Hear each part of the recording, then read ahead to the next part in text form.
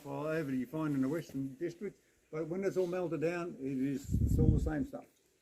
But so they picked out their areas, went and registered the claims. It sparked a bit of a gold rush. People quickly flocked to the area, and all that easily alluvial gold was quickly taken up. Two miners on the field knew that this gold didn't just magically appear in the creek. It most likely came from a quartz reef somewhere on the hillside. So they searched the hills to actually find that quartz reef. They found all the time, yes, there is gold there, but they knew the best way to get to the heart of the reef is the reef is running north-south. Should tunnel east-west and strike that reef underground. So this is what they intend.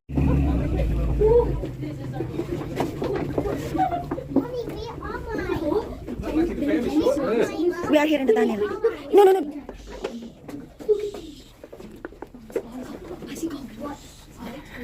I didn't want to be on. I'm telling you, it would be much. Mind your head. Sage. Okay.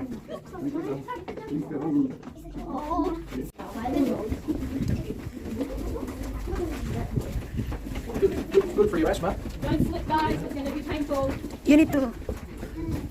Can you hold, mommy? It's cold here under the tunnel. Yeah, it's dark. You need to watch. Go walk fast. Walk fast.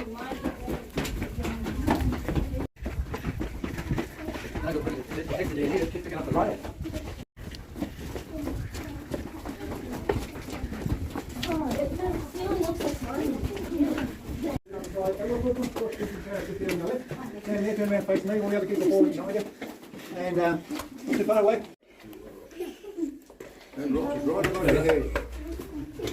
Okay, so we're now 115 metres in from the entrance. It takes about 2 minutes to walk that distance, but it took the Hercules Mining Company 2 years to dig their way from that entrance portal to about here.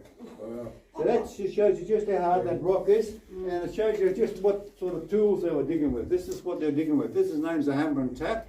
So this tap here is just a hardened steel bar with a little four-sided cross on the end. It's very worn down there, a bit full of mud, but it's just driven into the rock. So these men are working here 24 hours a day, 6 days a week. 2 men are working here on shift. One man will be holding the steel bar like that, and the other man just bashes this as hard as he could. So every time he hits it, the bloke will just give that a bar, a turn, strike and turn, strike and turn. At the end of the hole, that little four-sided star is just crushing the rock in a slightly different spot every time. Slowly works its way into the rock there, and once that hole is in about the length of this bar, maybe a little bit longer, it's only one of the 20 holes they have to drill in the end of this little tunnel. So it takes 6 24-hour days to drill 20 holes. That's a whole week to drill 20 holes. So then when they do all those holes, they fill them up with black gunpowder, goes in with a wadding and a fuse. They'll light those fuses, exit the mine, come back in after the explosion, and then pick up all that rubble and start again. They're only digging their way into the mine about a metre or less than a metre per week. The contract was $7 per metre of rock removed. And that $7 was divided between the mine manager and all the workers. That was not $7 each. $7 each is probably about 3 months' wages for those men in those days. So anyway, they slowly work their way in. So the more rock you remove, the more money you get. If you don't remove any rock, you don't get paid any money. Basic. Here and go more directly at the reef. They're not going directly at the reef on this tunnel here, so they change their position and go down that smaller tunnel there. That smaller tunnel was that size there all the way out to the entrance, but you can see right above this lady's head where the rock is here is low here, and all of a sudden it leaps up to this height here. So this has been modified in the 1870s to bring machinery into the mine. So the original mine just going to come in here like that and turn and went straight down there. This part wasn't there. So what we're going to do now, we're going to go down that small tunnel there. I'll lead the way. For those people who are a bit taller, please mind your head. If your hard hat does fall off your head, please do not take any steps forward. Put it straight back on your head, particularly before you stand up. Because First thing people do is, oh, my hard hat fell off, and they picked it up and they just walk along and bang their head on the roof. Because the hard hat is in their hand and not on their head. So just be, us shorties will be fine, we won't have any problem at all. Follow me.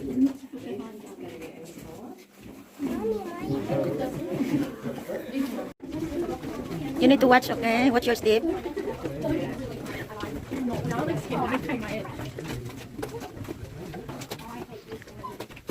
around to about here, fine. Turn around, face me. It's in this hard white quartz stone here and that grey puggy clay stuff that's around here, all through here. This also contains tiny, tiny specks of alluvial gold. Now you can't see it because it's too small, but I'm sure it is in there. So this reef comes in about a 70-degree angle and goes all the way up to the surface. At the surface, erosion will wash away this puggy clay stuff, release those tiny specks of gold, chunks of quartz reef will eventually break off. The whole lot will roll all the way down the hill and end up in the creek. So that's how the gold got to the creek in the first place. It takes hundreds of thousands of years of erosion to put that gold in the creek. Wow. So these miners, they get 200 tonnes of this quartz stone.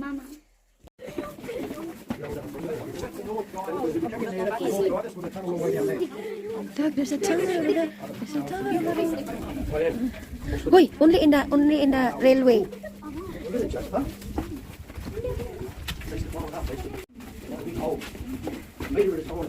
They're in Africa. I know. That's a fun penny. Oh, I know. That's like fun penny. I've got another hand here. There's a big hand still nothing. 316 here going. But then they were using the hammer and tap method. It was very, very slow going because it took them 4 years to dig their way down to here. Very, very slow going. But around about 1875 they started using pneumatic tools, air-driven tools like jackhammers. Like this thing here. This is all jackhammer. These things work really, really well. Far, far better than the hammer and tap method. It worked so well. The biggest problem these things caused was dust. And miners are working at the end of a small tunnel. They're inhaling that dust and it's just plaguing up their lungs at a serious rate. So a young man starting on a jackhammer like that at the age of 18 is most likely dead by the time he was 28. 10 years and your life was over, or you weren't capable of working. Yeah. Silicosis, was it? Silicosis, yes. Well, in them days it was known as miner's lung or through to the tip. So a small amount of water was injected through there. That was to cool the tip and make that tip last longer, which it did do. But the best thing it did do was it stopped that dust. It turned that dust into a horrible great sludge that was splattered all over the miner. By the time he finished his 8-hour shift, he went home with his clothes filthy dirty, but a lot later. Because a little bit of something might hang your coat on. Maybe. But it's very important you took your miner spider with you to work. You take it out of your kit bag and you would drive it with your little hammer into the crevice in the rock like that. So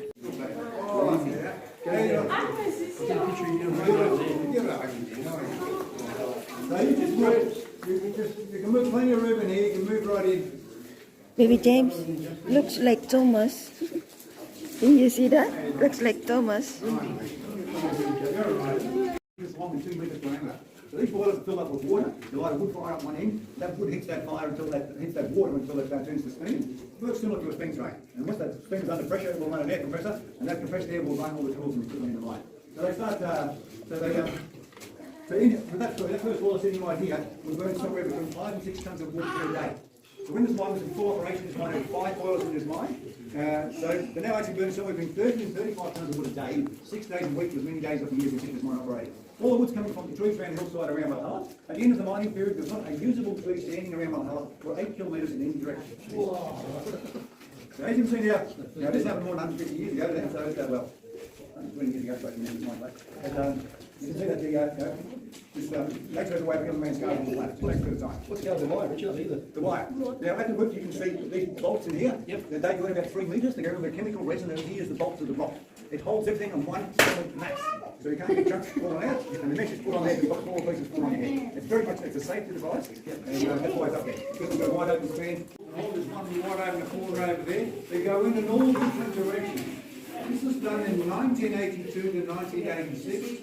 A company came in here to try it over again and get some gold from this mine with all modern technology. The reason I was drilling holes in here, you can see there is some quartz in this corner here. So that's why they're looking for some quartz.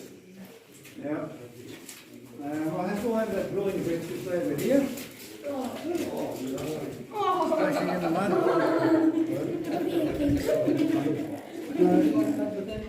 It looks like solid needle. All right.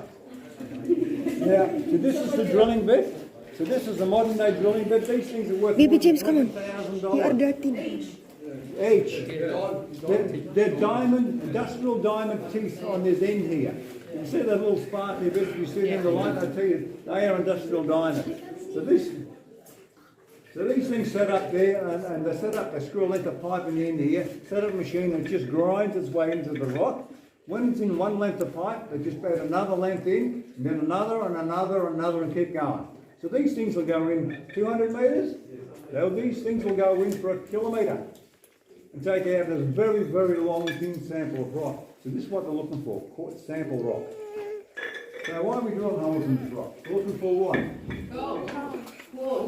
Quartz. Mate? Give that to me and I'm going to build it. Did you see the guy? All right, where's Jasper? Where's Jasper? You see that, Jasper? All right. Yeah, I know. Yeah. Yeah, I know. I saw that. That's a minor. That's Uncle Joe. That's your Uncle Joe. Okay, all right, quick, all right, please. Right, just go up that hole. That's part of a known as pocket heat device. I'll put all the rest on the I'll explain that for you. The reason boiler section now, this section here, this chamber here was actually 43 metres long originally in this direction here. That's all collapsed in here now, so it'll be timbered off to make a safe run. The boilers in there, number 2 boiler, number 3 boiler, number 4 boiler, number 5 boiler, all had to use a chimney. Somebody asked me about chimney before? Yeah. Well, I reckon I put a slot in either side, put a plank there, just like springboard or sort of like that. I think that'd be the place of Now that's not going that main shaft. That main shaft, the far end of the tank is of course I can't show you. But as it's going down, it's getting closer and closer to the section of the ring. The final get down to the ring area, and when you take your little course, they have to find out it's very, very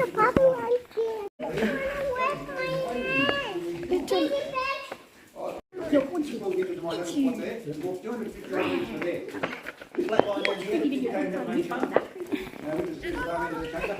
the 1870s, when these miners were working here, they were paid to do an 8-hour shift. An 8-hour shift meant you worked 8 hours continuously. There was no meal breaks, there was no rest breaks, there was no toilet stops.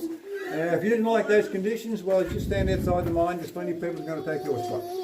There's a great improvement on their standards before, which was nothing. Now, some people have looked and seen this plaque on the wall here. You want to ask a question about that?